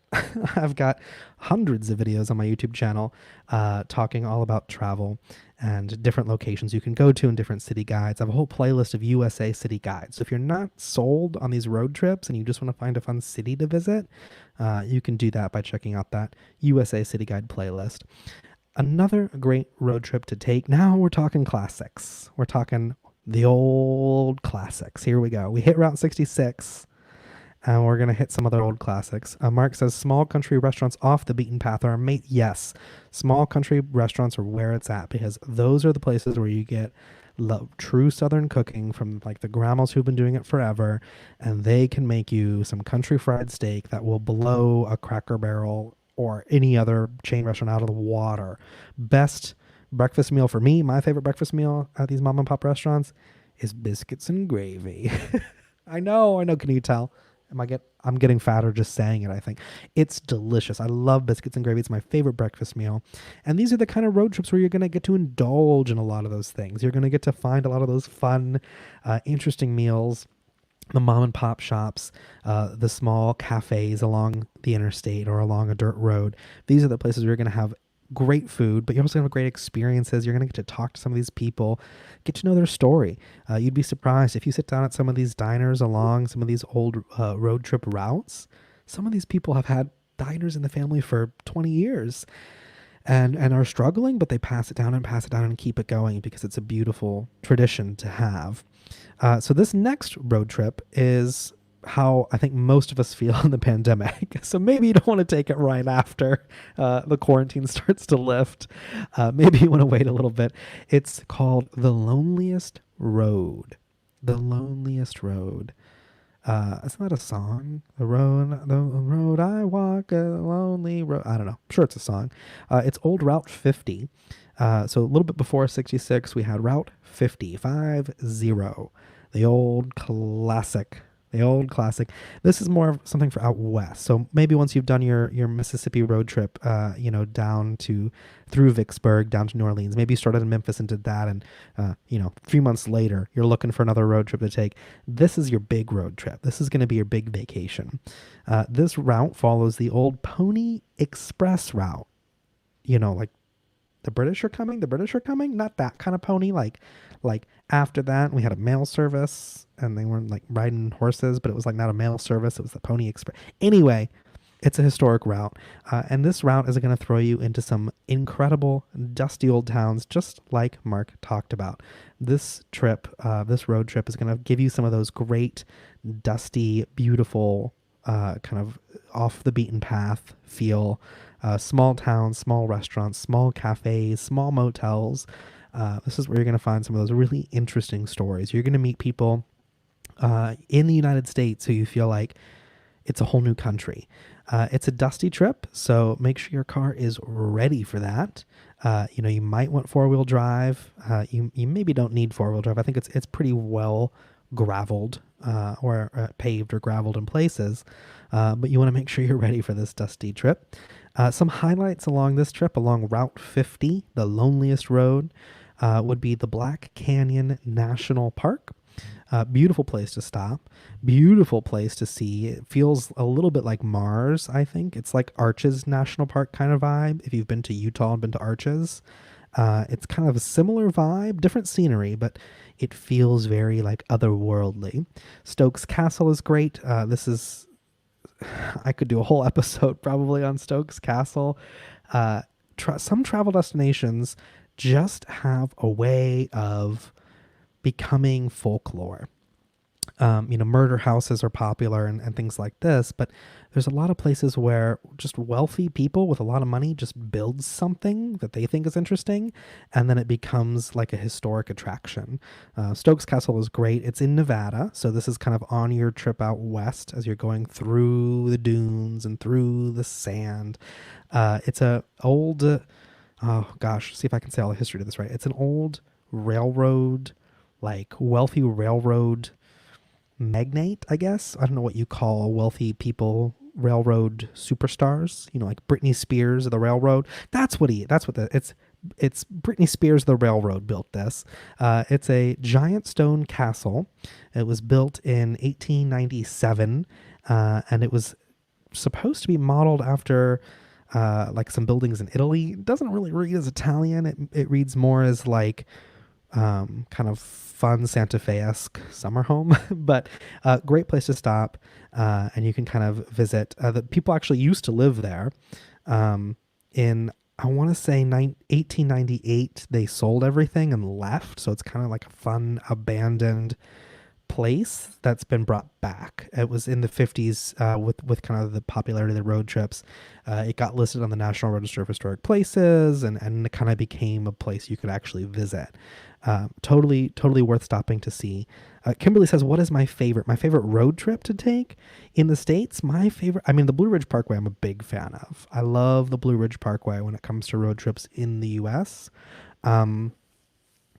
I also like, that's hard. What is my favorite? I I like Texas. I like not quite out west Mars vibe, but a little closer to home for me on the kind of Midwest east side of the country. And that's my last road trip to recommend is Big Bend. Not like you get when you're scuba diving and you get the bubbles. I don't know if you ever scuba dive. Maybe just me. Anybody? Echo. Big Bend National Park. It's a park in Texas. It's kind of West Texas area. It's in the Great Lone Star State of Texas. It's a beautiful, beautiful place to visit, and the road trip there is incredible. It is very, very, very isolated. The rivers kind of carve through the rocks and have some weird, it's not like Grand Canyon, it's like spooky, wild, interesting, holy cow, I can't believe nature can do this kind of canyon. It's far west Texas. And the best thing, I think, if you're asking me about the Big Bend road trip in West Texas, is the skies. And I know we've all heard, I'm going to listen, cover your ears, everybody, because all the Texans in the Facebook chat are going to explode. But the stars at night are really big and bright down in the heart of Texas. No, the Big Bend National Park is what they call, I think it's called a dark sky park or a light limit park. Basically, they actively limit the amount of ambient light allowed in the national park. They actively work to not have, road lights, street lights, house lights. Even a lot of times, various parts of the year, they'll tell you you can't have your headlights on or be out in your car with your headlights on after dark because they don't want ambient light, because they want people to be able to see the stars and see the sky. So if you're interested in that kind of thing, if you're like a big astronomy buff or you like the stars, you like the sky, great place to go. But let me tell you, as somebody who never really was, I couldn't care less if I'm an Aries, a Sagittarius, and the Mercury's in Lemonade or whatever. But when you go out there and you look up at the sky, it just makes you gasp. Realizing the amount of if we turned off all the lights and we didn't have light pollution as we do in so many places, it's stunning. The amount of stars you can see planets, you can see the moon. It's a beautiful, beautiful, beautiful road trip to take. I would tell you this though, I'll give you a little warning about this road trip. If you're going to go, you want to make sure you bring some extra gas with you because it's isolated. Money Master CV asks what I like about Texas travel. Well, I mean, I like Texas a lot. I lived in Texas for a little bit, but Texas is a great travel destination because it's varied. You can get a lot of different things there. There's something for everyone. You have, if you'd like clubs and bars and kind of the young nightlife scene, you have your Austin, your Houston, your Dallas. You can kind of walk up and down, I think it's like Fifth Avenue or whatever in Austin, where all those kind of that scene is. But you also have your nature, your camping scene. So maybe you have someone in the family who wants a little bit of that. You can go for that. Maybe you have someone who's, really into something else. It's you have a little bit of everything, I think, in Texas, and that's what makes it a great road trip destination. Is that you have some variety. I would say if you're going to take the Big Bend road trip, and of course I'm shouting a lot of details, so check the website, go on over. I would say start in Marathon, Texas. Marathon, like the gas station, and make it a leisurely drive. You want some snacks and you want some gas because it's isolated. But it is simply stunning. IBM TV Out and About says Austin Beer Gardens Schlitterbahn. Yes, Schlitterbahn. Who doesn't love Schlitterbahn? And you know what's funny? People who aren't from Texas don't often know this. There's a SeaWorld in Texas. You can go to SeaWorld in San Antonio, Texas. Isn't that crazy? They got whales in Texas. They have all sorts of great attractions in South Texas and kind of mid Texas. West Texas is going to be kind of your exotic, isolated land. So if you're really into camping and hiking and solar charging your phone or whatever the camping people are into, you're going to find that in West Texas. So that's a great road trip to take as well. I think overall, I wanted to cover 5 road trips because domestic travel is going to be such a big thing. I think in the next few years, for those of us stuck in the States, itching to get out, whether we take our first road trip down Route 66 and we get some great sunsets and we stop at some great caverns along the way, maybe the Grand Canyon, maybe we stop in Chicago and see the Bean, whether we take the trip down the Blue Ridge Parkway in Virginia and North Carolina to see some great scenery, some breathtaking scenery, maybe have some fun learning about moonshine, maybe seeing some waterfalls, whether we go down Great River Road and we go from all the way from Minnesota, where you get hot dish and bars in Minnesota. I love the Minnesota accent. Or from maybe Memphis to NOLA if you want to make it a shorter trip. That's a great drive to take. Whether you want to take Route 50, the loneliest road. Maybe you're like me and you like listening to podcasts and audiobooks and just looking. That's a great trip to take. Lots of great camping along that trip as well, and tons of great dusty towns, those kind of cute motel towns that feel a little bit stuck in time. You're going to find that there. Or whether you want to head to Texas, yeehaw, woo, ride them cowboys. I love Texas. And go to something like Big Bend National Park and see the stars and see the sky. I think the thing that I'm getting at, the thing that I'm kind of pointing to here, is that I think we're going to have a big rebirth, babies being born, but like in the travel sense, of domestic travel as this pandemic starts to subside, hopefully in the next year or two. No, year or two. I say this every episode, but every time I say year or two, it's like, but I think domestic travel is going to be a big spot. And we're very, very lucky in the United States of America because we have a giant piece of land. We got a big old country. In fact, I don't know if this is 100% correct, so don't quote me on this, but I want to say that the U.S. is one of two countries, I think, that has every major climate on Earth available in the United States. We have a little bit of rainforest. We have a little bit of, temperate areas. We have some tropics. We have some deserts. We have a little bit of everything, even some glaciers if you want to get up to Alaska. And if you really want a road trip, you could drive up there. But we're lucky in that we do have a great big old place to explore. That's a mouthful. Mark says, if you want to study some North Carolina history in Durham, go to Stageville Plantation, Duke Homestead, or Eno River State Park. I don't know if I've ever been to any of those places. I've been to Durham. Actually, the last few minutes of my hour here, I want to tell you a funny story, Mark. You're going to love this, specifically for you and anyone else who's watching who's ever been to the Carolinas. I made a classic travel mistake. I was where was I? Charlotte, maybe? Raleigh? Somewhere like that. And I was scrolling through, I think, Tinder or something, one of those apps. And I met someone, we started talking, and I was traveling like 3 cities a week. I mean, I was going. I was visiting, boom, boom, boom, boom, boom, very fast. And they said, oh, yeah, I'm live in Greensboro. And so I thought, okay. And I pulled up Google Maps, and I looked at, Greensboro, it's like 10 miles away. I was like, yeah, okay, I can meet you in Greensboro. Let's meet next week. I'll be there. Let's meet for like a dinner or something. This is my dating life. Now we're getting into dating with Brandon. Best of travel and worst of dating. And so here we go. I'm going to Greensboro, and I'm all ready to go. I got a location. It was a restaurant in Greensboro. Great looking restaurant. The menu looked great. I was very excited. And I put it into Google Maps, and it was like 400 miles away. And I thought, what in the world? What did I do? What happened here? I don't understand. Turns out the Carolinians are terrible at naming things because there's a Greensboro in both Carolina. There's a Greensboro, North Carolina, and a Greensboro, South Carolina. There's a Greensboro in each Carolina. What am I supposed to do when I'm on the Tinders and how would I know? So everybody makes mistakes. Everybody makes those classic travel mistakes. But the Carolinas, you got to be careful because there's a Greensboro in each. So make sure if you're talking to your friends on Tinder, you know whether it's Greensboro in North Carolina or the Greensboro in South Carolina, because I ended up 400 miles in the wrong direction.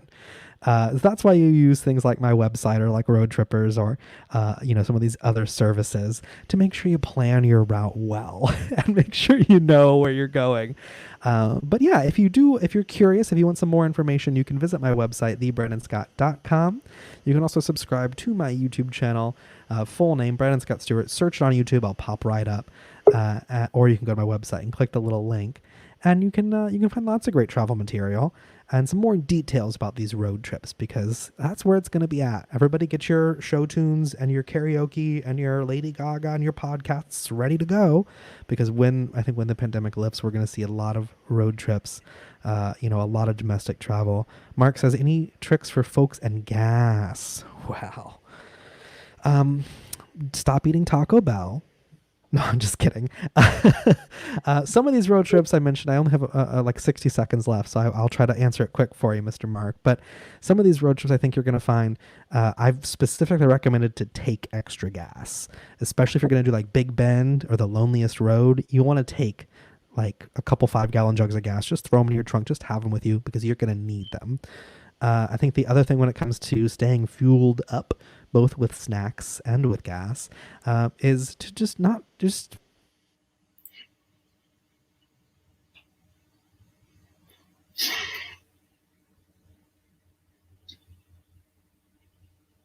pull off when you need to pull off. Like, don't be afraid of the bathroom break. That's the big